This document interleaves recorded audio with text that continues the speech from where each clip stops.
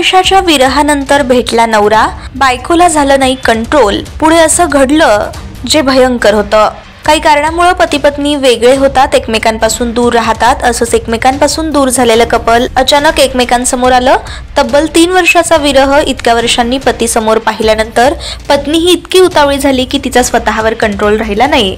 त्यानंतर असं काही घडलं की पतीचा मृत्यू झालाय. उत्तर प्रदेशातील ही धक्कादायक घटना आहे. बांदा येथील बरौली गावातील शैलेंद्र कोटारिया, ज्यांची पत्नी संगम गेल्या 3 वर्षापासून तिच्या माहेरी अंधरौरी या गावात राहत होती. तिची लहान बहीण पूनमचं लग्न होतं, त्यासाठी शैलेंद्र संगमच्या माहेरी आला होता. 1-2 दिवसांनी त्याला राजस्थानला जायचं होतं. 3 वर्षांनी पती भेटल्यानंतर संगमलाही त्याच्यासोबत जाण्याचा मोह आवरला नाही. तिनं त्याच्यासोबत जाण्याचा हट्ट केला, पण शैलेंद्रनं तिला आणखी 3 महिने थांबायला सांगितलं. पण संगम आणि तिचं कुटुंबही यासाठी तयार नव्हतं. यावर शैलेंद्र आणि संगमच्या माहेरच्यांमध्ये वाद झाला.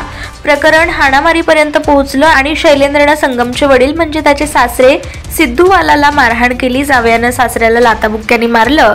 त्यांना वाचवण्यासाठी पूनम मध्ये पडली आणि शैलेंद्रनं मेवणीलाही मारहाण केली. पूनम म्हणाली, माझा दाजी दारूच्या नशेत माझ्या वडिलांना शिवीगाळ करत होता. त्यानंतर मारामारी झाली. त्यानं मलाही मारलं. माझ्या बहिणीचं लग्न होऊन 3 वर्ष झालं. तो आमच्या बहिणीला सोबत ठेवत नाही. यावरूनच भांडण झालं. मारहाणीत सिद्धूवाला गंभीर जखमी झाला. त्याला तात्काळ बिसंटा PHC येथे नेण्यात आलं. तिथून बांदा जिल्हा रुग्णालयात पाठवलं, पण डॉक्टरांनी त्याला मृत घोषित केलं.